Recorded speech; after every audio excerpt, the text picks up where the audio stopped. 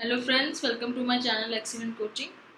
Cognition का chapter पढ़ रहे थे। अब इसमें हमारा जो लास्ट टॉपिक बचा है वो है लैंग्वेज।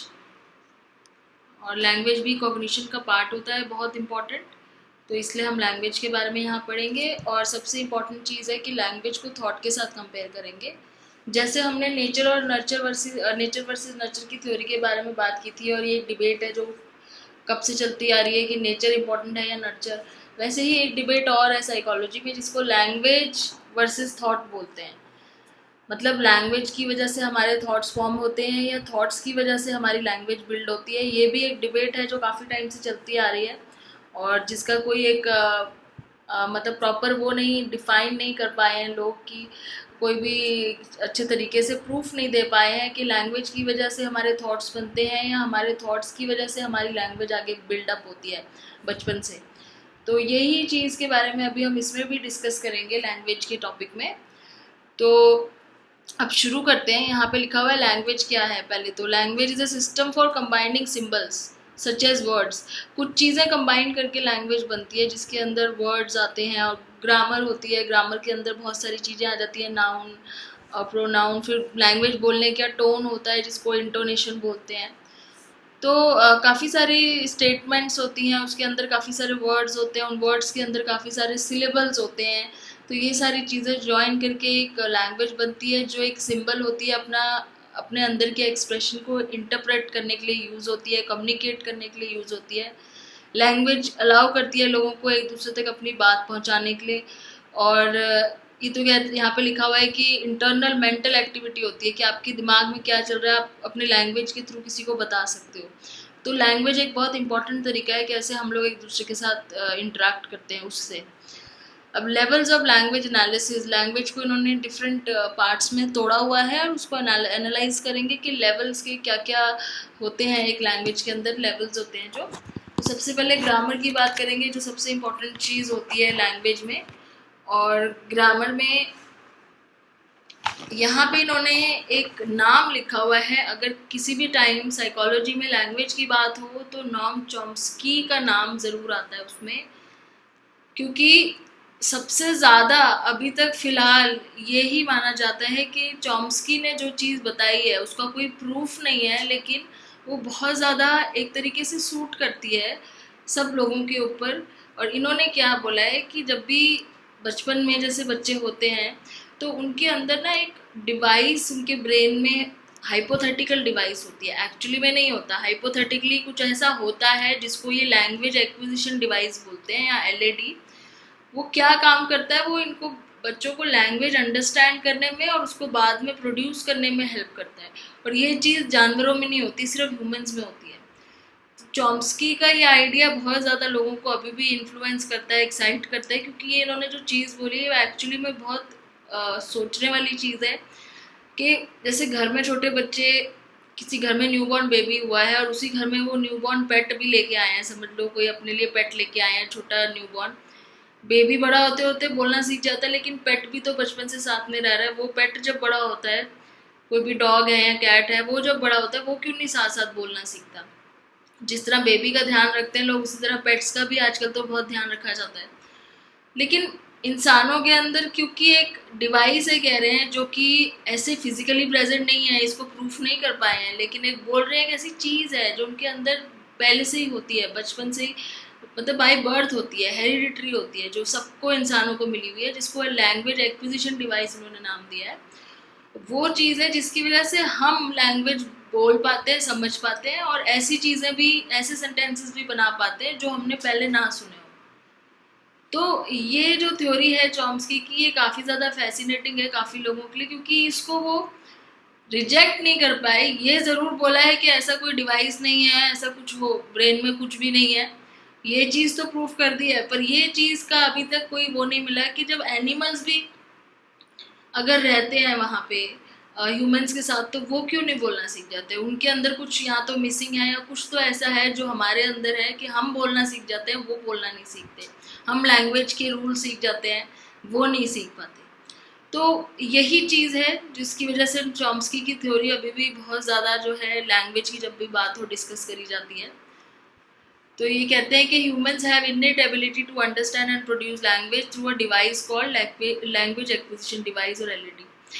वाइल ह्यूमंस में लर्न दी स्पेसिफिक लैंग्वेज। अब जैसे आप बोलोगे कि हम तो इमिटेट करके सीखते हैं या हम किसी को देख देख के सुन सुन के सीखते हैं, तो वो तो तरीका होता है कि हम कोई पर्टिकुलर लैंग्वेज सीख रहे हैं। जैसे अगर हमारे घर में हिंदी बोली जाती है तो हम सुन सुन के हिंदी बोलना सीख जाते हैं, इंग्लिश बोली जाती है तो इंग्लिश बोलना। लेकिन और भी चीज़ें होती हैं उसमें, सेंटेंस कैसे बनाना है, किस चीज़ पे ज़्यादा जोर देना है बोलते टाइम, इन टोन कैसी रखनी है, क्वेश्चन पूछते टाइम किस तरह की टोन होनी चाहिए, आंसर देते टाइम किस तरह की टोन होनी चाहिए।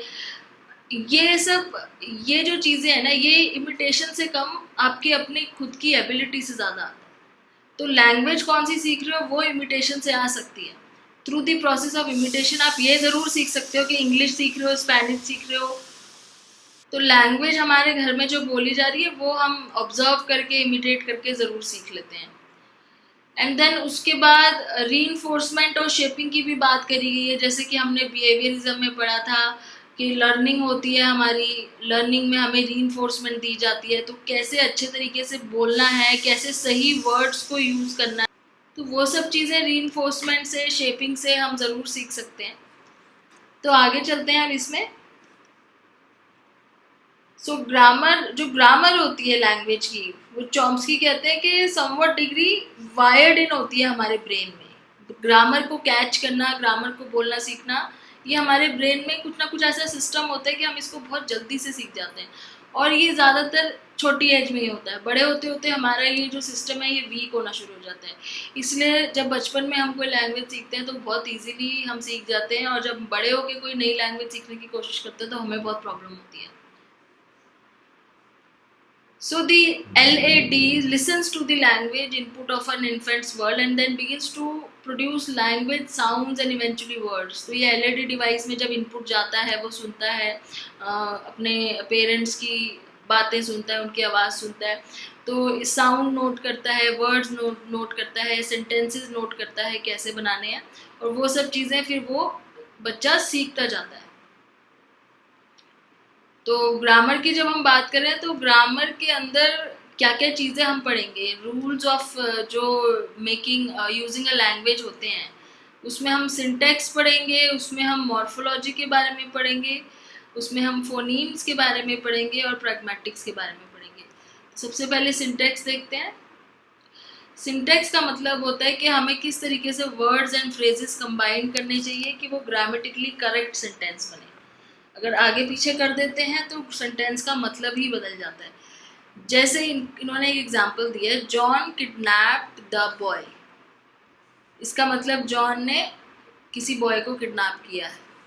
अब अगर इसमें हम द को इधर उधर कर दें, द इधर लगा दें, जॉन द किडनैप्ड बॉय, तो इसका मीनिंग टोटली बदल गया है कि जॉन जो किडनैप हुआ है। तो यही ग्रामेटिकल रूल कि कहाँ पे आपने कौन सा सेंटेंस आगे पीछे रखना है, इसको बोलते हैं सिंटैक्स। एक और एग्जांपल मैं आपको देती हूँ। जैसे I saw a bird in a big tree. आपने पहले बोला I saw a bird in a big tree, आपने एक बर्ड देखा एक बड़े ट्री पे। और अगर मैं आ को थोड़ा, बिग को थोड़ा इधर उधर कर दूँ, I saw a big bird in a tree, अब इसका मतलब बन गया मैंने एक बड़ा बर्ड देखा ट्री पे। तो बिग को पीछे ट्री के साथ लगाया तो ट्री बिग हो गया, बिग को बर्ड के साथ लगाया तो बर्ड बिग हो गया। तो ये चीज़ होती है सिंटैक्स, सही मीनिंग निकालने के लिए सही तरीके से कब कौन सा वर्ड लगाया जाए, दिस इज कॉल्ड सिंटैक्स। फिर आते हैं मॉर्फीम्स। मॉर्फीम्स मतलब एक वर्ड के अंदर छोटे छोटे कितने दो टुकड़े जुड़े हुए हैं, जैसे हिंदी में हम संधि विच्छेद कहते हैं। तो स्मॉलेस्ट यूनिट जैसे प्लेइंग में दो है, प्ले और ING इंग। अनस्टॉपेबल में तीन है, अनस्टॉपेबल। तो ये मॉर्फीम्स होते हैं कि कितने वर्ड जुड़े हैं किसी एक वर्ड के अंदर या किसी एक सेंटेंस के अंदर। और कभी कभार मॉर्फीम्स का मीनिंग सेम निकलता है, चाहे आप उनको आगे पीछे भी कर दो। जैसे जॉनी हिट द बॉल, इसको चेंज कर दिया, the ball was hit by Johnny. अब इसमें क्या हुआ, ये एक्टिव सेंटेंस था, जब बॉल को आगे कर दिया तो ये पैसिव हो गया, लेकिन मीनिंग सेम था। जॉनी ने बॉल को हिट किया, बॉल जॉनी के द्वारा हिट की गई। तो मॉर्फीम्स में क्या होता है कि कभी कभार उनका मीनिंग सेम रहता है, उसको थोड़ा सा आगे पीछे करके भी, लेकिन सिंटैक्स में ये सब चीज़ें बदल जाती हैं। फिर आते हैं फोनीम्स। फोनीम्स मतलब हमें साउंड कैसा निकालना है किसी भी अल्फ़ाबेट का, और ये बहुत ही ऐसी चीज़ है जो हमें नई लैंग्वेज सीखने में बड़ी प्रॉब्लम करती है। जैसे जो लोग न्यू इंग्लिश भी सीखते हैं तो प्रोनाउंसिएशन में उनको बहुत प्रॉब्लम आती है। क्यों? क्योंकि ऐसी बहुत चीज़ें होती हैं जो सेम तरीके से यूज़ हो रही है, लेकिन उसको प्रोनाउंस दूसरे तरीके से किया जाता है। जैसे यहाँ पे एक वर्ड है ए, अब कार में बोलेंगे तो इसको हम कैसे यूज़ करेंगे, कार। डे में बोलेंगे तो इसको हम यूज़ करेंगे डे। तो आ का साउंड, ए का साउंड चेंज हो गया, दोनों जगह बीच में यूज़ हो रहा है, आगे पीछे दो इसके अल्फ़ाबेट्स हैं, लेकिन दोनों ही जगह प्रोनाउंस करने में बिल्कुल ही अलग है। ऐसे ही जैसे कई बार आप सुनते हो नट बोला है, नट लिखा हुआ है, और एक जगह लिखा हुआ है पुट। तो यहाँ पे देखो, नट में हमने यू का कैसे साउंड बोला, नट, अ जैसा। पुट में हमने ऊ जैसा, पुट। तो ये फोनीम्स हैं, और जब हम नई लैंग्वेज सीखते हैं तो यही हमें सबसे ज़्यादा दिक्कत आती है कि दूसरी लैंग्वेज में हम गलत तरीके से फोनीम्स यूज़ करते हैं। फिर आते हैं प्रैग्मेटिक्स के ऊपर। प्रैग्मेटिक एक तरह से आप कह लो स्किल होता है बात करने का। आप कितने अच्छे तरीके से किसी के साथ कन्वर्स कर लेते हो, बात कर लेते हो, अपने जेस्चर्स को यूज़ करके, इशारों से और फेस के एक्सप्रेशन से और अपने वॉइस की टोन से, किस चीज़ पे एम्फेसाइज करके और किस चीज़ पे कम एम्फेसाइज करके। वो जो जैसे जर्नलिज्म में जर्नलिस्ट को ये चीज़ बहुत अच्छे से सिखाई जाती है कि न्यूज़ बोलते टाइम किस चीज़ पे जोर डालना है बोलने में और किस तरह के एक्सप्रेशंस बनाने हैं, वो प्रैग्मेटिक्स होते हैं। तो ये भी एक तरीका है सामने वाले को इम्प्रेस करने के लिए। आपकी वॉइस की लैंग्वेज की कमांड हो तो प्रैग्मेटिक्स के थ्रू होती है। इसमें आप कन्वर्सेशन करना, जेस्चर्स का यूज़ करना, अपने पॉइंट को कैसे एम्फेसाइज करना है। तो एग्जाम्पल है, जैसे बच्चों से बात करते हो तो आपकी टोन कैसे बदल जाती है जब आप छोटे बच्चों से बात करते हो। आप अपने सीनियर से बात करते हो, बॉस से, तो आपकी कैसे टोन चेंज हो जाती है, फ्रेंड्स के साथ कैसे चेंज हो जाती है। इसको बोलते हैं इंटोनेशन। कई बार आप किस चीज़ पर ज़्यादा वो देते हो, जोर देते हो बोलते टाइम किसी चीज़ पर, और ये लैंग्वेजेस में अलग अलग होता है। कभी कभार हम इंग्लिश में भी ऐसा करते हैं कि एज एन इंडियन हम इतने ज़्यादा अमेरिकन एक्सेंट में नहीं बोलते हैं। तो अगर बाहर का आप सुनो, उनकी इंटोनेशन में वो ज़्यादा जोर किसी और चीज़ पे देते हैं एक वर्ड पे, और हम किसी और तरीके से उस वर्ड को बोल रहे होते हैं, तो उसमें भी फ़र्क आता है। बेशक दोनों ही ठीक होता है, लेकिन किसी किसी लैंग्वेज में इंटोनेशन से मीनिंग भी बदल जाता है। यहाँ पे इन्होंने एग्जाम्पल दिए जैसे जापनीज़ का। अमेरिकन और इंडियन में इंटोनेशन से मीनिंग नहीं बदलेगा। अगर हम इन्फेंट बोलेंगे या इनफेंट बोलेंगे तो मीनिंग इन्फेंट ही रहेगा, लेकिन जापनीज में मीनिंग ही बदल जाता है। यहाँ पे एक वर्ड है, इन्होंने बताया है जापनीज में, ये वर्ड है योशिको। ये कहते हैं कि जापनीज में इसको वो यो पे ज़्यादा जोर देके बोलते हैं, योशिको ऐसे, क्योंकि इसका मीनिंग होता है वुमेन, चाइल्ड।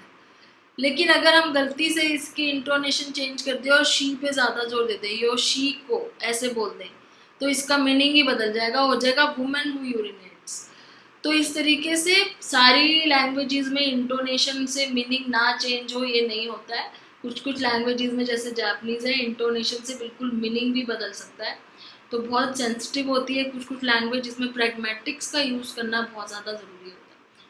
तो ये जो चार हमने पढ़े, ग्रामर के रूल्स, सिंटैक्स, मॉर्फीम्स, फोनीम्स और प्रैग्मेटिक, इन्हीं चीज़ों की बात कर रहे थे नॉर्म्स की, कि ये सब चीज़ें हम कैसे, क्योंकि हमें कोई स्पेशली आके ये नहीं बोलेगा कि आपने जब बोलना है तो उसमें इस वर्ड के ऊपर जोर लगा के बोलो।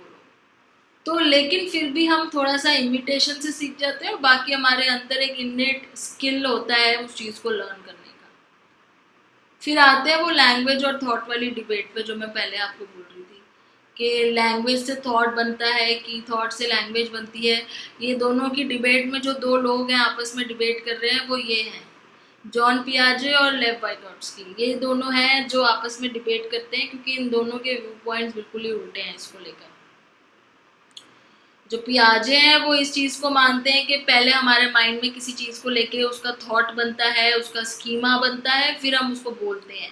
तो पहले हम अपने मन में किसी चीज़ के बारे में पूरा क्लियर हो जाते हैं, कॉन्सेप्ट बना लेते हैं, उसके बारे में सोच लेते हैं अच्छे से, और जब हमें पता चल जाता है वो क्या है तो हम उसको कोई वर्ड देते हैं। उन्होंने एग्जाम्पल दिया है कि बच्चों का, कि पहले वो अपने मन में एक मेंटल स्कीमा बना लेते हैं कि मदर क्या चीज़ होती है, जैसे उससे रिलेटेड चीज़ें समझने लग जाते हैं कि मदर वो होती है जो हमारी केयर करती है, फिर उसके बाद वो हमें खाना देती है, मतलब उसको, बच्चे को पहले ये समझ में आता है कि मदर क्या चीज़ है। फिर वो बोलना शुरू करता है, उस मदर को बुलाना शुरू करता है, जैसे मम्मा बोलना शुरू करता है। तो ये प्याजे कहते हैं कि पहले कॉन्सेप्ट बनते हैं, उसके बाद हम उनके लिए वर्ड्स ढूंढते हैं। इन जनरल जैसे इनके कहने का मतलब ये है कि हमने इतनी सारी चीज़ों के नाम जो रखे हैं वो पहले हमने उनके बारे में सोचा है कि वो किस काम के हैं, उनका क्या मतलब है, फिर हमने उनका नाम रखना शुरू किया है, जो कि ठीक भी लगता है कभी कभार, क्योंकि नई नई चीज़ें आती हैं उसमें हम नए नए नाम रखते हैं, जो भी चीज़ें हम यूज़ करते हैं। तो इस तरीके से ये कहते हैं कि पहले थॉट्स कॉन्सेप्ट्स क्लियर होते हैं, थॉट्स बनते हैं, फिर हम उसका नाम उसको लैंग्वेज में चेंज करते हैं।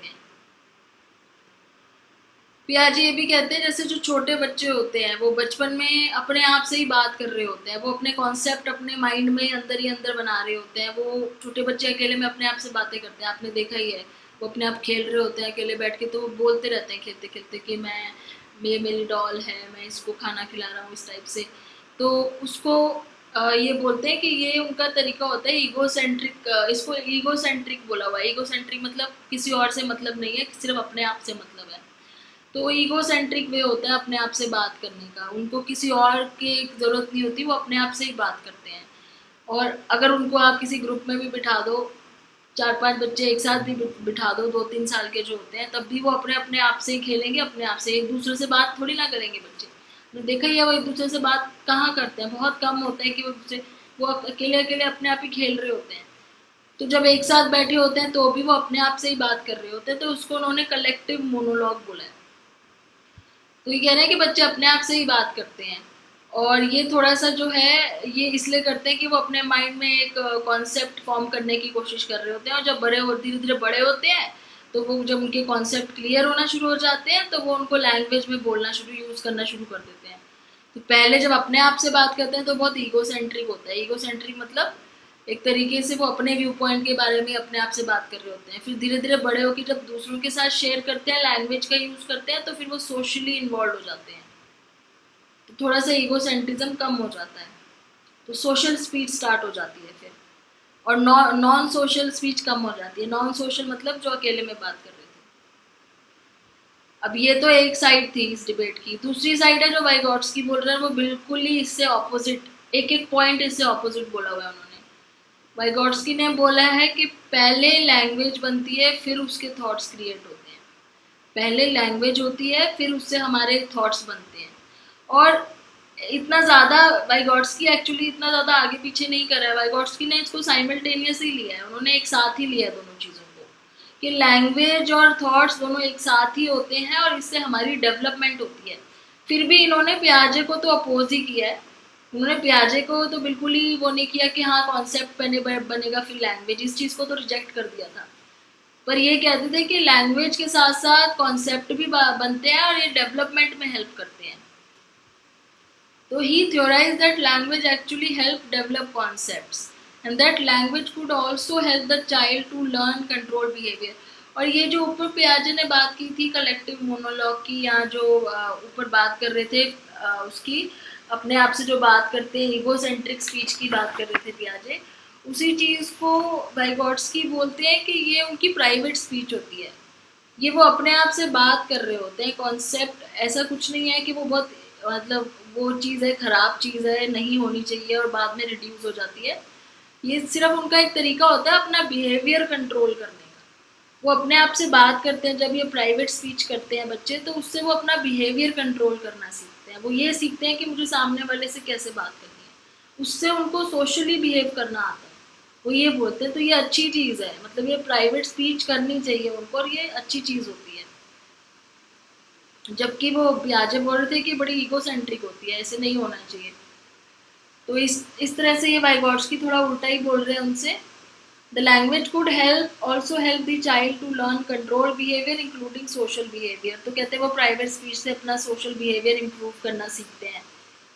और जैसे पहले वो एक वर्ड सीखते हैं बोलना, जैसे अपनी मदर को वो बुलाना सीखते हैं पहले मम्मा, उसके बाद उससे रिलेटेड चीज़ें बनाते हैं कि वार्म सॉफ्ट फूड सेफ्टी के मम्मा है तो वो ये सब चीज़ें प्रोवाइड करेंगी। तो इस तरीके से उनकी डेवलपमेंट होती है। और ईगोसेंट्रिक स्पीच की जो बात हो रही थी, तो Vygotsky also believe that egocentric speech of the preschool child was actually a way for the child to form thoughts and control action. तो वो जो ईगोसेंट्रिक स्पीच है या फिर जो प्राइवेट स्पीच बोलते हैं ये वाइगोट्स्की उसको, कि ये तो एक तरीका है उसका अपने माइंड में थॉट्स बनाने का और अपने एक्शंस को कंट्रोल करने का। तो ये तो एक अच्छी चीज़ है। The private speech was a way of children to plan their behaviour. तो वो अपनी प्लानिंग कर रहे होते हैं कि वो आगे क्या करेंगे और ऑर्गेनाइज कर रहे होते हैं अपने माइंड में अपने बोल बोल के। तो इसलिए ये अच्छी चीज़ है जो उनको करनी चाहिए, तभी वो सोशलाइज करना सीखते हैं और दूसरों के सामने कैसे बिहेव करना है ये सीखते हैं। And Vygotsky believe that private speech would eventually increase as children become more socially active in the preschool years. और ब्याजे कह रहे थे कि ये धीरे धीरे बंद हो जाती है ये जो स्पीच होती है उनकी, लेकिन वाइगोट्स्की कह रहे हैं ये तो धीरे धीरे और बढ़ती जाती है। लेकिन ऐसा नहीं है कि वो जोर जोर से बोलना शुरू कर देते हैं। प्राइवेट स्पीच उनकी और ज़्यादा बढ़ने का मतलब है कि जैसे जैसे वो बड़े होते हैं तो वो और ज़्यादा अपने आप से बात करते हैं, लेकिन अंदर अपने मन में करना शुरू कर देते हैं। जैसे अभी हम लोग भी हैं, जब हम बहुत ज़्यादा परेशान होते हैं प्रॉब्लम में होते हैं तो हम अपने आप से अंदर ही अंदर बात कर रहे होते हैं, बाहर आवाज़ नहीं आ रही होती, लेकिन होती वो प्राइवेट स्पीच ही है। उसको फिर वाइगोट्स्की ने बोल दिया कि उसको आप इनर स्पीच कहोगे फिर, क्योंकि वो सुनाई नहीं दे रही होती। बच्चों की प्राइवेट स्पीच फिर भी सुनाई देती है, लेकिन इनर स्पीच नहीं सुनाई देती। जब वो थोड़े बड़े हो जाते हैं तो भी वो बात करते हैं अपने आप से, लेकिन वो प्रॉब्लम सॉल्व करने के लिए कर रहे होते हैं। तो ये व्यू पॉइंट भी ठीक लगता है, क्योंकि ये तो हम भी फील करते हैं कि कभी हम ज़्यादा परेशान होते हैं तो हम अपने आप से एक बात कर रहे हैं, अपने माइंड में सोच रहे होते हैं। तो वाइगोट्स्की कह रहे हैं कि जब उन्हें लैंग्वेज ही नहीं आएगी तो वो सोचेंगे कैसे, जब उनके अंदर थॉट्स ही नहीं होंगे तो वो बताओ वो अपने आप से अंदर कैसे सोच के अपने प्रॉब्लम्स को सॉल्व करेंगे। तो इसलिए लैंग्वेज का पहले आना ज़रूरी है ताकि वो उस चीज़ को अपने माइंड में बोल बोल के अपनी प्रॉब्लम सॉल्व कर सकें। तो दोनों का ही उल्टा व्यू पॉइंट है बिल्कुल ही, पियाजे और वाइगोट्स्की का। ये बहुत इंपॉर्टेंट वो है, ये डिबेट है लैंग्वेज में। इस चीज़ के ऊपर बहुत क्वेश्चन भी बनते हैं। फिर आते हैं एक और बहुत ही ज़्यादा इम्पोर्टेंट हाइपोथेसिस है यहाँ पे, लिंग्विस्टिक रिलेटिविटी हाइपोथेसिस। ये हाइपोथेसिस इस थ्योरी से लिया गया है जो सैपिर और वॉफ हाइपोथेसिस थ्योरी है, इसके अंदर से ये उठाया हुआ है, लिंग्विस्टिक रिलेटिविटी हाइपोथेसिस। अब रिलेटिविटी मतलब दो लैंग्वेजेस को आपस में रिलेट कर रहे हैं। और ये टॉपिक है, ये कैसे शुरू होता है कि अगर आप खुद सोचो कि अगर आपको बोला जाए कि क्या आप इंग्लिश के हर एक वर्ड को हिंदी में एज इट इज ट्रांसलेट कर सकते हो, कभी ऐसा नहीं होता कि आप अटक जाते हो कि इसकी तो सेम ट्रांसलेशन मिल ही नहीं रही है। या फिर जो फीलिंग्स आपकी हिंदी में लिखी हुई हैं कविता में, जिस चीज़ में, गाने में, क्या वो एग्जैक्टली इंग्लिश में ट्रांसलेट हो जाती हैं। तो यही होती है रिलेटिविटी, कि आप एक लैंग्वेज को दूसरी लैंग्वेज से रिलेट नहीं कर पाते हो, बहुत मतलब सिमिलर नहीं हो पाता है, फीलिंग्स चेंज हो जाती है कई बार, उसका मीनिंग ही बदल जाता है। तो ये सब प्रॉब्लम जो आती है इसको लिंग्विस्टिक रिलेटिविटी हाइपोथेसिस बोला है, जो कि सैफिर और वॉर्फ ने ही ये चीज़ के बारे में बात की थी। और one of the best version of this view is Sapir Whorf hypothesis. जिन्होंने डेवलप की थी उनका पूरा नाम है एडवर्ड सैफिर और उनके स्टूडेंट है Benjamin Lee Whorf. Hypothesis assumes that the thought processes and concepts within any culture are determined by the words of that culture। ये कहते हैं कि जिस कल्चर की जो लैंग्वेज है उसके हिसाब से सबकी थिंकिंग चेंज हो जाती है। ये ऐसा नहीं कह रहे हैं कि लैंग्वेज की वजह से बन रही है थिंकिंग, लेकिन ये ज़रूर कह रहे हैं कि लैंग्वेज के अकॉर्डिंग थॉट प्रोसेसेस बदल ज़रूर जाते हैं। अलग अलग कल्चर में अलग अलग जो लैंग्वेज होती है उस वजह से लोग चीज़ों को अलग अलग तरीके से देखते हैं। It has come to known as linguistic relativity hypothesis, meaning that thought processes and concepts are controlled by language। कि जितने भी हमारे thought processes हैं लैंग्वेज से कंट्रोल होते हैं। तो जिस कंट्री में अलग लैंग्वेज बोली जाती है वहाँ पे चीज़ों को अलग नाम से बोला जाता है, तो उनका उस जगह का चीज़ों को देखने का नज़रिया भी बिल्कुल अलग तरीके से होता है उनकी लैंग्वेज की वजह से। अब अगर एक सिंपल सा ही वैसे ले लो, आप गॉड के बारे में ही ले लो, बाहर की कंट्रीज में वो गॉड एक मानते हैं, यहाँ पे हमारा का हम लोग गॉड को काफ़ी सारे डिफरेंट टाइप्स में देखते हैं, बहुत अलग अलग रूपों में देखते हैं। तो उसी से हमारा एक नज़रिया गॉड की तरफ बिल्कुल अलग है एज कम्पेयर टू जो बाहर के लोग हैं उनका। तो ये खाली सिर्फ इसलिए क्योंकि हमारे यहाँ पे गॉड को हमने बहुत सारे नाम दिए हुए हैं और जेंडर्स भी दिए हुए हैं, बहुत सारे मेल गॉड्स भी हैं, फीमेल गॉड्स भी हैं।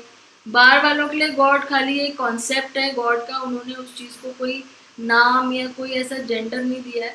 तो उनका जो थॉट प्रोसेस है गॉड को लेके एज कम्पेयर टू इंडियंस एकदम डिफरेंट है। तो ये एक ऐसे सिंपल सा मैंने आपको एग्जांपल दिया है, लेकिन बहुत सारी स्टडीज हुई हैं इस चीज़ के ऊपर, थोड़ा सा अभी हम देखेंगे इसमें। So one of the most famous example used by Wolff to support this idea was that of Inuits, native Americans living in Arctic.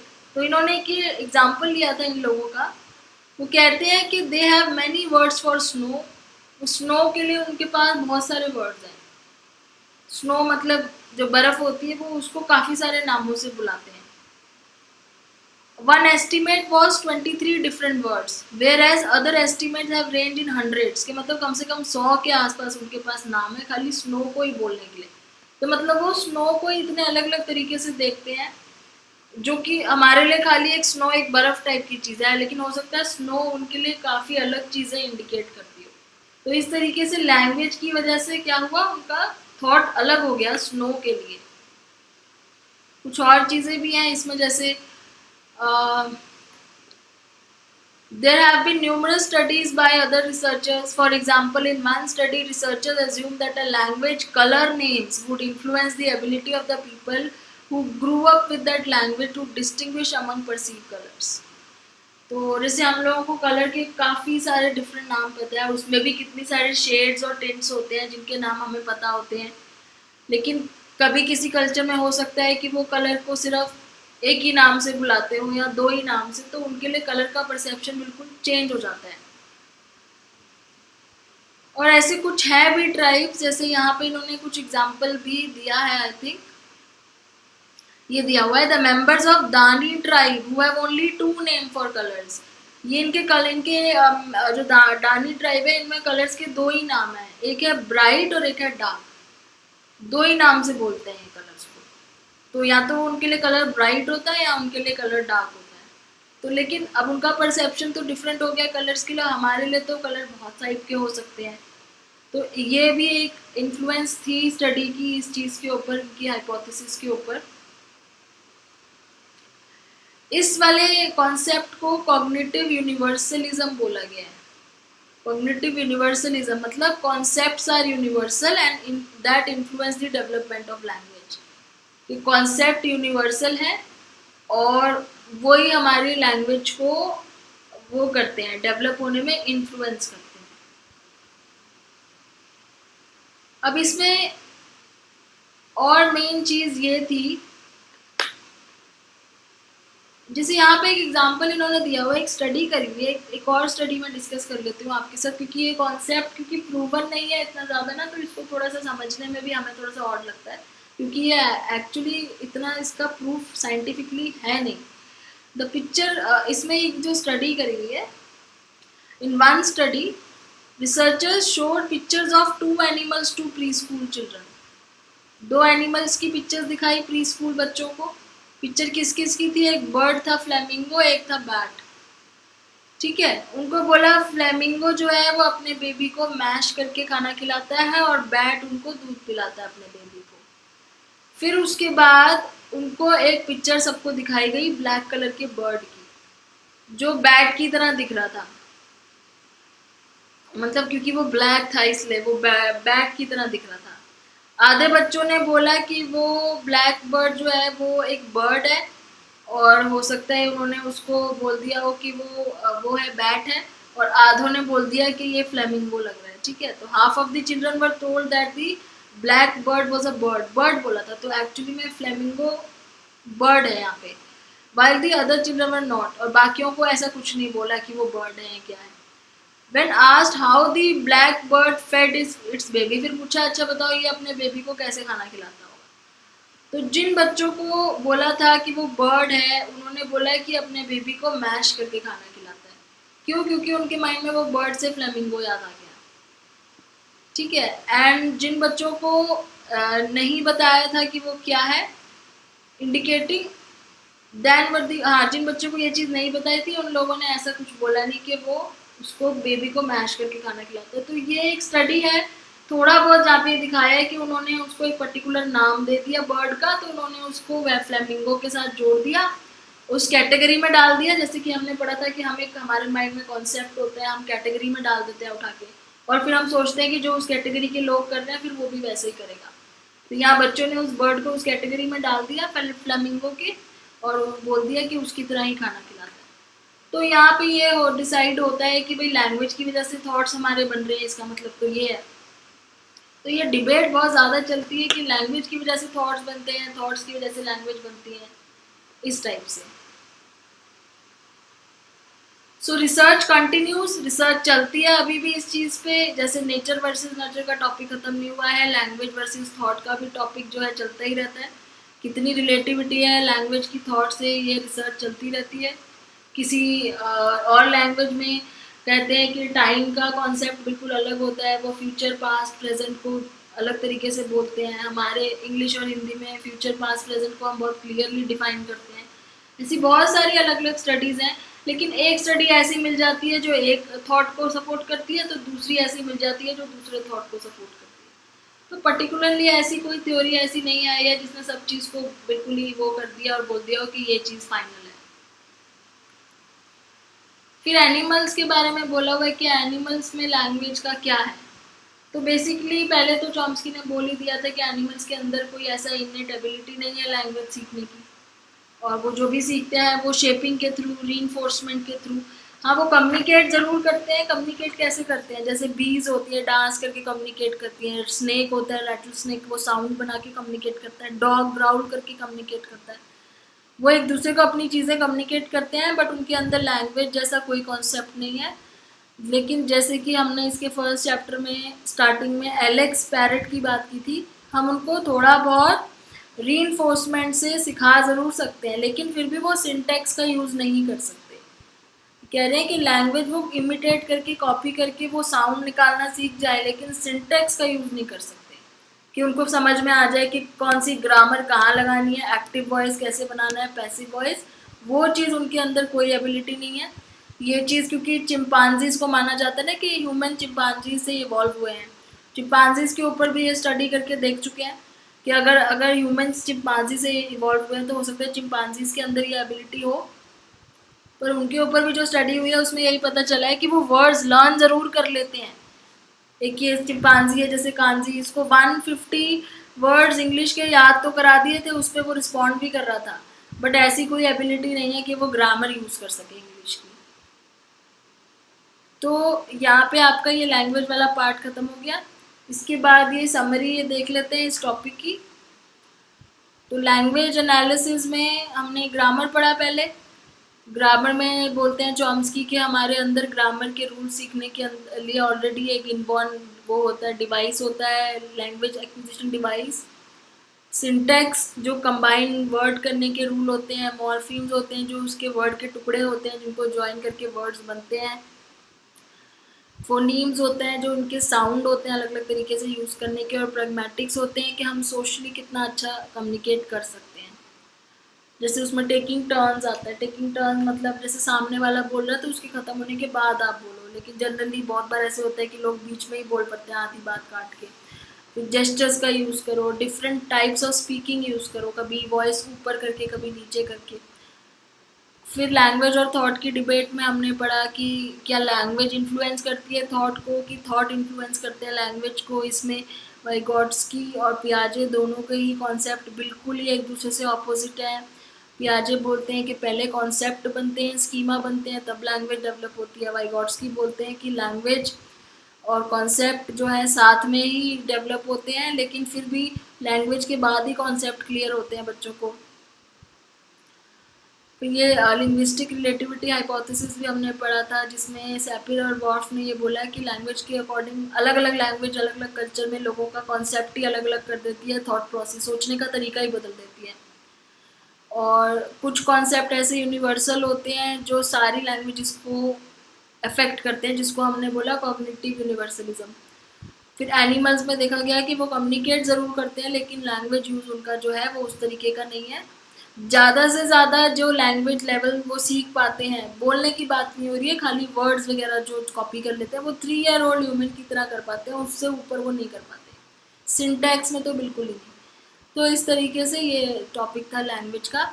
इससे रिलेटेड क्विज भी है, डिस्कस कर लेते हैं। The system of rules for combining words and phrases to make meaningful sentences. तो अभी हमने देखा कि कंबाइनिंग करने का सिस्टम ऑफ वर्ड्स का क्या है, syntax. Grammar includes all but which of the following aspects of language. तो ग्रामर में क्या क्या चीज़ें होती हैं और क्या नहीं होती, ये पूछ रहे हैं। Includes all but which of the following aspects of language. तो टोन, साउंड, ऑर्डर और मीनिंग, क्या चीज़ इस ग्रामर के रूल में आती है। तो टोन तो हमने इंटोनेशन देखा, उसमें आती है, प्रैग्मेटिक में आती है, तो आई थिंक ये इसका आंसर होगा कि टोन इसमें नहीं आती, बाकी सब चीज़ें ग्रामर के रूल में आ जाती है। फिर the sound of letter B, Z, C and D are example of dash. तो जो साउंड है वो क्या होते हैं, फोनीम्स होते हैं। अब यहाँ पे साउंड का ही आप ले लो कि जेड है, जैसे हम लोग इंडिया में जेड बोलते हैं, बाहर वो लोग इसको जी बोलते हैं, तो यहाँ पे भी एक फ़र्क आ जाता है। फिर द दानी ट्राइब जो हमने बात की थी कलर वाली, have only 2 words for colour yet they can distinguish between many different colours. This finding supports the language theory of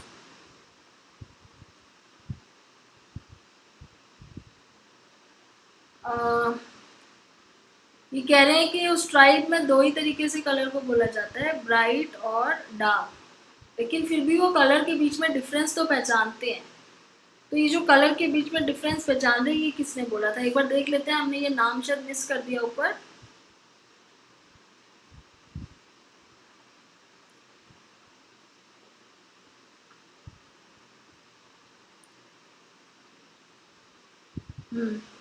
तो दानी ट्राइब की बात हो रही थी, तो ये रॉश हेडर, ओके, रॉश हाइडर की फाइंडिंग ये थी कि चाहे कलर के नाम उनके 2 ही हैं, ब्राइट और डार्क, लेकिन फिर भी उन्हें ये फ़र्क तो पता चल जाता है कि कलर जो है वो अलग अलग है।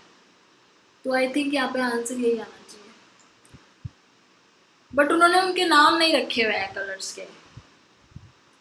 The quality of language produce by animals can not yet compare to a level achieve by. तो कितने लेवल तक ही वो लोग इतना कर पा रहे हैं, तो वो 3 ईयर ओल्ड अभी ऊपर ही हमने पढ़ा है यहाँ पे। तो ये चैप्टर ख़त्म हो गया है। अब नेक्स्ट चैप्टर शुरू करेंगे नेक्स्ट वीडियो में, और उससे पहले मैं आपको ये दिखा देती हूँ, इसके क्वेश्चन आंसर्स हैं जो आप पॉज करके रीड कर लो या नोट कर लो या स्क्रीनशॉट लेके रख लो। इसको लॉन्ग क्वेश्चन और उनके आंसर्स हैं इस पूरे चैप्टर से रिलेटेड जो हमने पढ़ा। काफ़ी सारी चीज़ें आपकी इससे भी क्लियर हो जाएंगी ये क्वेश्चन आंसर्स पढ़ के।